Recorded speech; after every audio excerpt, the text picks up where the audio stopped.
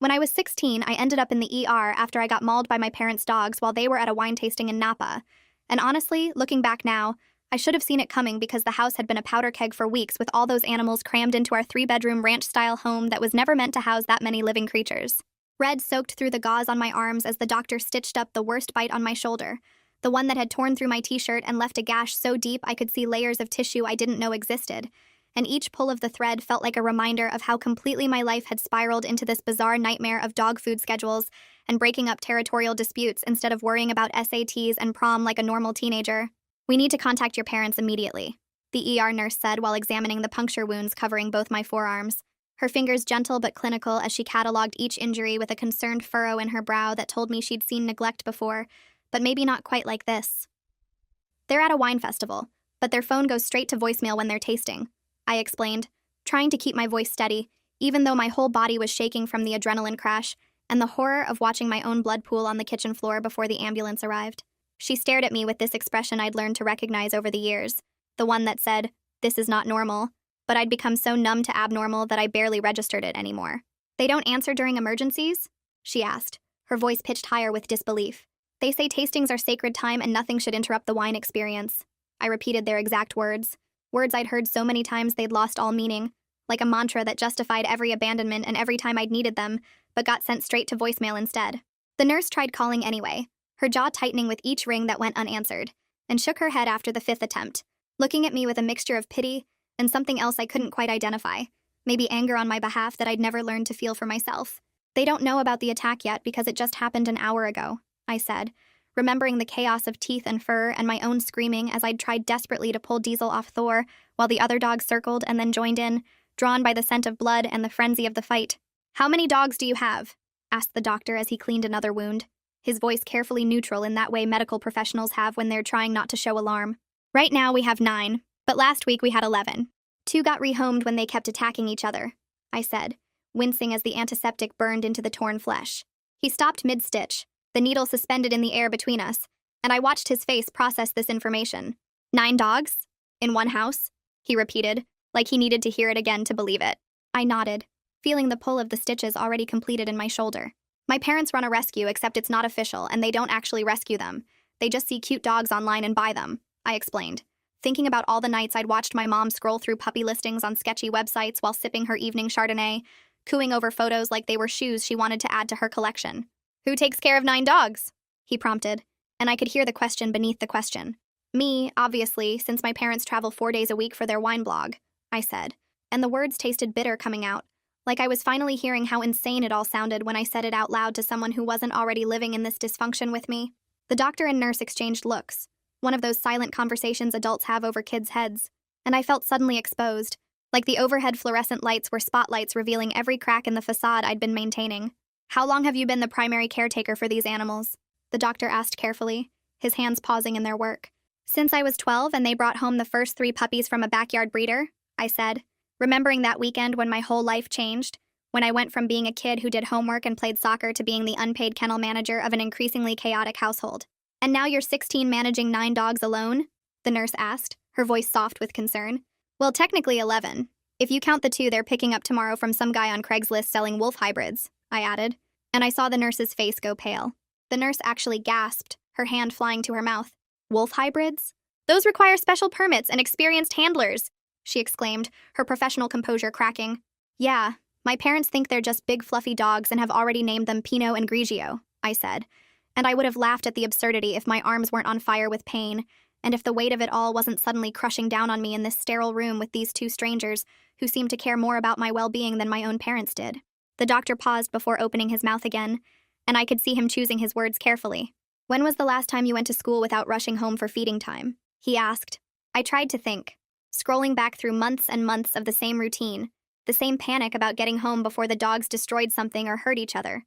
"Maybe freshman year before we got dogs 4 through 6? I said uncertainly, though even that felt generous because the responsibility had been building gradually, like water rising so slowly you don't notice you're drowning until it's over your head. "And when did you last hang out with friends without canceling for a dog emergency?" he continued, his voice gentle but insistent. The silence stretched too long as I tried to remember a single time in recent memory when I'd been able to just be a teenager, when I hadn't had to text my friends some excuse about why I couldn't make it to the movies or the mall or someone's birthday party, because I had to get home to feed the dogs or break up a fight or clean up the destruction they'd caused. When did you last sleep through the night without breaking up fights or cleaning up accidents? The nurse added, and I felt tears prickling behind my eyes because the answer was never. I never slept through the night. I'd forgotten what it felt like to wake up naturally instead of to snarling or yelping or the sound of something expensive being destroyed. My throat felt tight, my chest constricting with emotions I'd been pushing down for years. The dogs need schedules and training, and I'm the only one who bothers, I managed to say, my voice cracking on the last word. Sweetheart, the nurse said gently, pulling up a stool to sit at my eye level. You're not a professional trainer. You're a child who needs stitches from trying to separate fighting animals. And the kindness in her voice broke something inside me that I'd been holding together with sheer stubborn determination. That's when animal control walked in and my heart stopped. Literally felt like it seized in my chest because I knew what this meant. I knew this was the moment everything changed. We received a report of a dangerous dog attack involving a minor, the officer said officially, his uniform and badge making everything suddenly very real and very serious. The dogs aren't dangerous. They're just stressed and untrained and kept in too small a space and fed inconsistently and never exercised properly, and I heard myself making excuses, the same excuses I'd been making to neighbors and teachers and anyone who questioned our situation, and stopped because they sounded hollow even to my own ears. The officer pulled out his tablet, his expression professional but not unkind. How many animals on the property? He asked, stylus poised. 9 dogs ranging from 15 to 90 pounds, I answered, thinking about little Daisy the terrier mix all the way up to Bruno the mastiff who took up half the couch. Are they licensed? He continued, checking boxes. I shook my head, knowing each answer was digging the hole deeper. Vaccinated? He asked. Some of them maybe, but I don't know where my parents keep the records if they exist, I admitted, remembering my frantic searches through their disorganized filing cabinet whenever someone asked. Fixed? He continued down his checklist. Only 2 because my mom thinks it's mean to take away their manhood even though 3 females have had puppies, I said, cringing at how ridiculous it sounded, at how my mother had actually used those words while I'd begged her to be responsible. He wrote furiously, his stylus tapping rapidly against the screen. Any previous bite incidents? He asked, not looking up. Well, there was the mailman and the neighbor's kid and that jogger, but my parents said those don't count because no one pressed charges, I said in a rush, watching his eyebrows climb higher with each incident I listed. My dad burst through the door reeking of Merlot and rage, his face flushed red from wine and anger, his expensive button-down shirt slightly untucked in a way that would normally mortify him, but now just made him look disheveled and drunk. What the hell did you do that required us to leave an exclusive $800 tasting? He demanded, not even looking at my injuries, his eyes blazing with fury at the inconvenience I'd caused. As my mom trailed behind him, tottering slightly on her heels and clutching her designer purse like a shield, I lifted my bandaged arms, the white gauze already showing spots of red seeping through. Diesel and Thor got into it over food, and when I tried to separate them, the other dogs joined in. I explained, my voice small, already bracing for the blame I knew was coming. Fire burned in his eyes, that look I'd seen 1,000 times when I'd disappointed him, which was often. You stupid girl, do you know how embarrassing it was getting called out of the grand tasting? He snarled, and I felt myself shrinking, becoming smaller, the way I always did under his anger.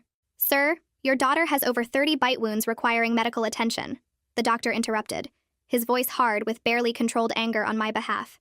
She's being dramatic as usual and probably provoked them somehow, my dad said dismissively, waving his hand like my injuries were an inconvenience, a performance, something I'd manufactured for attention. Sir, I'm mandated to report this. The officer stepped forward, his presence suddenly more imposing. 9 unlicensed, unvaccinated dogs in one home with a minor as sole caretaker constitutes neglect and endangerment.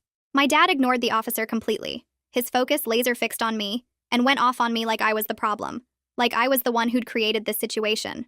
Those dogs are worth thousands of dollars, he shouted, his voice echoing off the hospital walls. Dad, I needed 14 stitches and a tetanus shot, I said, my voice breaking, trying to make him see me, really see me for once.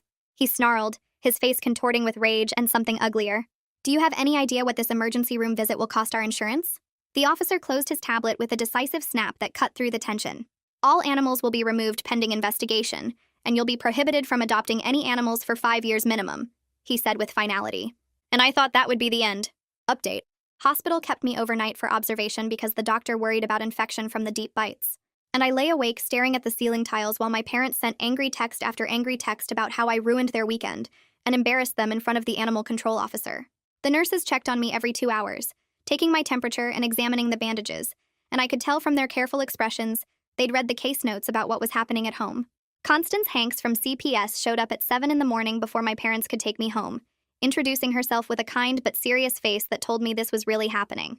She asked me questions about my daily routine with the dogs, my school attendance, when I last had a full night's sleep, and I watched her face grow more worried with each answer I gave. The hospital social worker arranged for me to be released into temporary CPS custody rather than going home with my parents.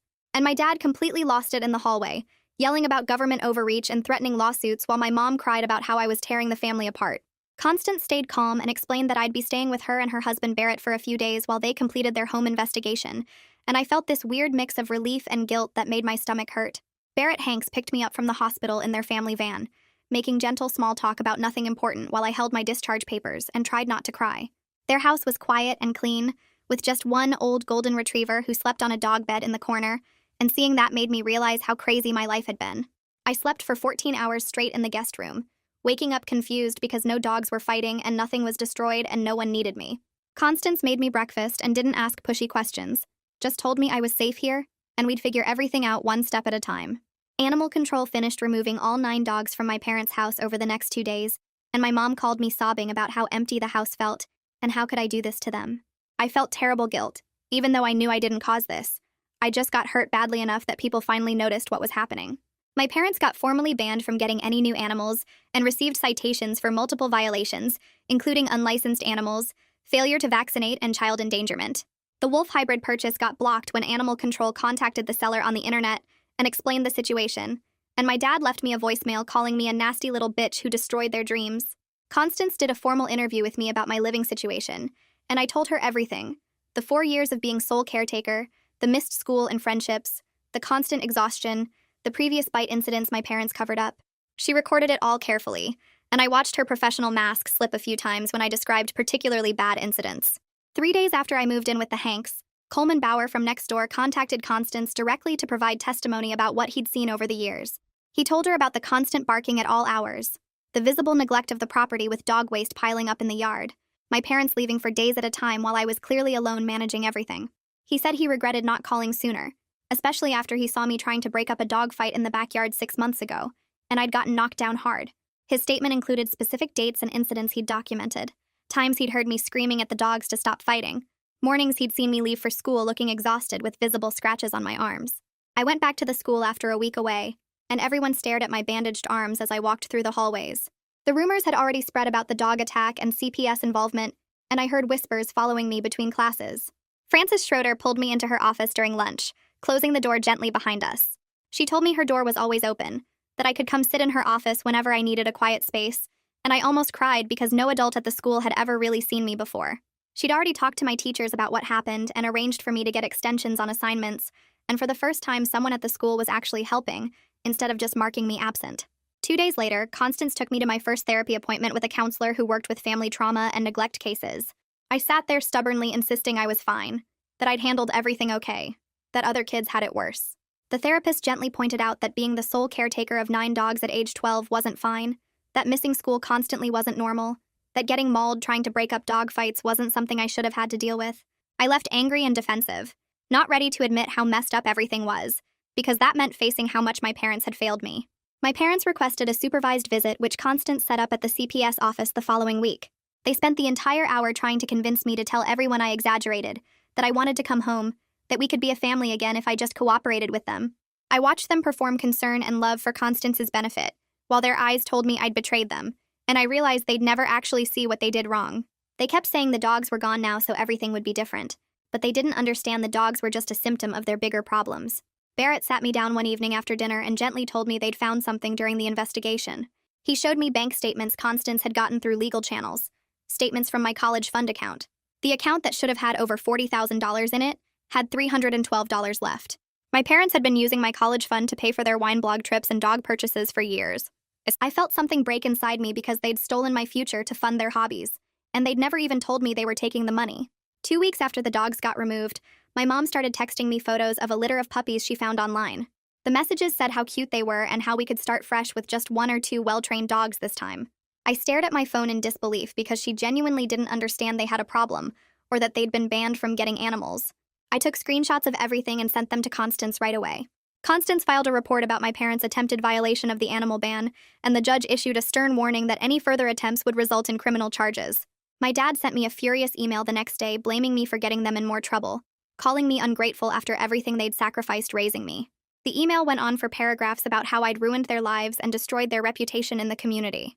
Frances noticed I was struggling in class and having trouble concentrating, so she arranged for me to get extensions on assignments and makeup work for all the days I'd missed. She coordinated with my teachers, who were surprisingly understanding once they knew the real situation, instead of just seeing my absences. For the first time since middle school, I was able to focus on homework without constantly worrying about what was destroyed at home or which dogs were fighting. Keith Molina, a public defender assigned to represent my interests in the court proceedings, met with me at the CPS office to explain my rights and options. He was straightforward about the process, telling me the court would decide whether it was safe for me to return home, and that my voice mattered in this decision. It felt strange because my parents had never cared about my opinion on anything, but now a judge would actually listen to what I wanted. The preliminary court hearing happened 3 weeks after my hospital visit, and I had to testify about my daily life with the dogs, while my parents sat across the courtroom looking betrayed. I described the feeding schedules, the constant fights, the cleaning up after 9 dogs, the years of being responsible for animals I never wanted. The judge reviewed all the evidence, my medical records showing over 30 bite wounds, the animal control reports documenting the violations, Coleman's neighbor testimony about the neglect, the bank statements showing my depleted college fund. She ordered my parents to complete parenting classes, anger management, and psychological evaluation before reunification could even be considered, and set another hearing date for 3 months out to review their progress. My parents finished their court-ordered anger management and parenting classes over the next 6 weeks, but showed up to every supervised visit at the CPS office complaining about how unfair the whole system was treating them. They sat across from me in the sterile meeting room with Constance taking notes in the corner, and spent the entire hour talking about how they were being persecuted for loving animals too much, instead of asking how my shoulder was healing or whether I was sleeping better. My mom brought printouts of online articles about animal rescue heroes and kept sliding them across the table like evidence of their good intentions, while my dad ranted about government overreach and how CPS destroys families. Constance documented everything in her laptop, her fingers moving steadily across the keys as my parents dug themselves deeper with every word, and I watched them perform concern while their eyes stayed cold and angry. They never once said they were sorry for my injuries, or acknowledged that maybe 9 dogs in a small house with a teenager as sole caretaker was wrong. I started understanding during those visits that wanting someone to change, and them actually being capable of change, were completely different things. Willow Langley sent me a message on Instagram 3 weeks into my stay with the Hanks, saying she heard what happened through people at the school, and asking if I wanted to meet up. My hands shook reading her message because Willow was my best friend freshman year, before the dog situation exploded, and I disappeared from everyone's life, and I was scared she'd judge me or think I was pathetic for letting things get so bad. We met at the coffee shop near school on a Saturday morning, and I walked in expecting awkwardness, but she stood up from her table and hugged me tight before I could even sit down. She told me she missed me and had wondered for 2 years why I just vanished from her life, stopped answering texts, and turned down every invitation, until she finally stopped asking. I tried explaining about the dogs and the constant emergencies, and never having time for anything, but she cut me off and said she understood now, and wished she'd pushed harder to figure out what was wrong. I cried right there in the coffee shop with other customers staring, because I'd forgotten what having a real friend felt like, what it was like when someone actually cared about you, instead of just needing you to manage their chaos. The Hanks let me stay with them for 2 full months while the court process dragged on, and they treated me like an actual person, instead of a burden they were stuck with. Constance asked about my day when I got home from the school and helped me with homework at the kitchen table, and Barrett was included me in family dinners where we talked about normal things like movies and weekend plans. Their daughter Emma was a year younger than me and taught me how to just watch TV without jumping up every 5 minutes listening for dog fights, how to sleep past 6 in the morning on Saturdays without feeling guilty about feeding schedules. Emma showed me her photography from art class and invited me to her soccer games, and introduced me to her friends like it was normal for a foster kid to suddenly appear in her life. I learned what stable looked like, what it felt like to live somewhere quiet where adults actually parented instead of dumping everything on their kid while they pursued their hobbies. The court-ordered psychological evaluations came back in thick manila envelopes that Constance reviewed with me in her office. The psychologist's report said my dad showed narcissistic personality traits with poor insight into his behavior's impact on others, and my mom had hoarding disorder specifically related to animals with compulsive acquisition patterns she couldn't control. Both evaluations noted minimal awareness of how their choices affected me, and the psychologist recommended against reunification without intensive long-term treatment spanning at least 18 months. My parents' lawyer sent a response rejecting the findings and insisting they didn't need therapy because they weren't the problem. I was just a dramatic teenager who exaggerated normal family responsibilities. Constance showed me their response, and I saw my parents were never going to admit they did anything wrong, never going to get the help they needed because they genuinely believed they were fine and everyone else was crazy. 4 months after the hospital visit, I was sitting in Frances's office during lunch period doing makeup work when she closed her gradebook and asked me what I actually wanted for my life. Not what the court wanted or my parents wanted or CPS recommended, but what I wanted. And the question caught me off guard because no adult had ever asked me that before. I sat there thinking about the question while Frances waited patiently and realized I wanted to finish high school without constant crisis, wanted to go to college, and study something I cared about, wanted to have friends and go to football games and do normal teenage things. I told Frances I didn't want to go back to being my parents' unpaid kennel manager and emotional punching bag, didn't want to sacrifice my entire future managing their dysfunction while they traveled for wine tastings and ignored every problem they created. Keith met with me the following week to help write a statement for the court, explaining why I didn't feel safe going home. We sat in a conference room at his office and he asked questions while I talked, and he typed everything into his laptop, organizing my scattered thoughts into clear paragraphs. I told him my parents hadn't shown genuine change, still blamed me for everything, refused to get real help, and I needed stability to finish school and prepare for college. Keith printed the statement and had me read it over and make changes until it said exactly what I needed to say. Then we practiced me reading it out loud because I'd have to present it to the judge. My voice shook the first few times, but Keith was patient, and by the end I could get through it without crying, and he told me I was brave for speaking up for myself. The final hearing happened on a Tuesday morning, and I sat at the table next to Keith while my parents and their lawyer sat across the courtroom glaring at me like I was the enemy. The judge reviewed all the evidence again, including the psychological evaluations, my statement, Constance's reports documenting my parents' lack of progress, and the original medical records from the hospital. She asked my parents directly if they understood why their home wasn't safe for me, and my dad launched into a speech about government persecution, while my mom cried that I was tearing the family apart. The judge cut them off and said she'd heard enough, that reunification wasn't in my best interests given their continued denial and lack of insight, and ordered I remain in foster care through high school with supervised visitation only. My parents stood up immediately and stormed toward the exit, and my dad turned back to yell that I was dead to them, that they never wanted to see me again. And it hurt hearing those words, but also felt like permission to stop hoping they'd magically become the parents I needed. Constance and Barrett asked to speak with me privately after the hearing, and we sat in a quiet room down the hall from the courtroom. They explained they'd been approved as a long-term foster placement and asked if I wanted to stay with them instead of moving to a stranger's home. And I said yes before they even finished the question because they'd shown me what stable, supportive adults looked like. The paperwork took 3 weeks to process, but then it was official with signatures and court stamps making it real, and I had a safe place to live where no one expected me to sacrifice my entire life, managing someone else's chaos and dysfunction. I started catching up on everything I'd missed once I wasn't constantly exhausted and crisis managing. I joined the school photography club that Emma was in, and learned how to use the darkroom and went to football games on Friday nights with Willow and her friends. I slept through entire nights without waking up to dogfights or destruction, and my body slowly stopped being on constant alert waiting for the next emergency. My grades jumped from barely passing to mostly B's within 2 months, and my teachers kept commenting on how different I seemed, more awake and present and engaged in class instead of just surviving each day. My parents maintained contact through supervised visits every few weeks at the CPS office, but nothing changed in how they saw the situation. They still insisted they did nothing wrong and I was being dramatic about normal family stuff, that other kids had chores and responsibilities, so what made me so special? I stopped trying to make them understand and started accepting they were never going to be the parents I deserved, and that was sad, but it wasn't my fault, or my responsibility to fix them. Frances pulled me into her office one afternoon with a stack of college brochures and scholarship applications spread across her desk. She'd already highlighted programs that offered full rides for foster youth, and printed out information about the educational training voucher that could give me up to $5,000 a year for school expenses. I sat there staring at the papers because I'd assumed college was completely off the table after my parents drained my fund, but Frances kept pointing to different programs and explaining how my foster status actually qualified me for aid most kids couldn't get. We spent 3 hours going through websites and filling out preliminary applications for schools with strong social work programs, because I kept thinking about how maybe I could help other kids stuck in situations like mine, kids who needed someone to actually see what was happening. Frances helped me write my personal statement about the dogs and the neglect, and how it taught me that sometimes the system works when people finally pay attention, and she only cried a little bit when she read my first draft. 6 months after I ended up in the hospital with 30 bite wounds, I was sitting in the Hanks' living room doing homework with Emma, while their old golden retriever snored on his bed, and everything felt surreal in how normal it was. My grades had jumped to mostly A's because I could actually focus in class instead of worrying about which dogs were fighting or what was getting destroyed at home. Willow and I went to football games on Friday nights, and I joined the photography club and went to Emma's soccer matches and did all the boring regular teenager stuff I'd missed for 4 years. The scars on my arms were fading to pale pink lines that I didn't bother covering up anymore because they were just proof of what happened, proof that I survived and got out and people finally saw.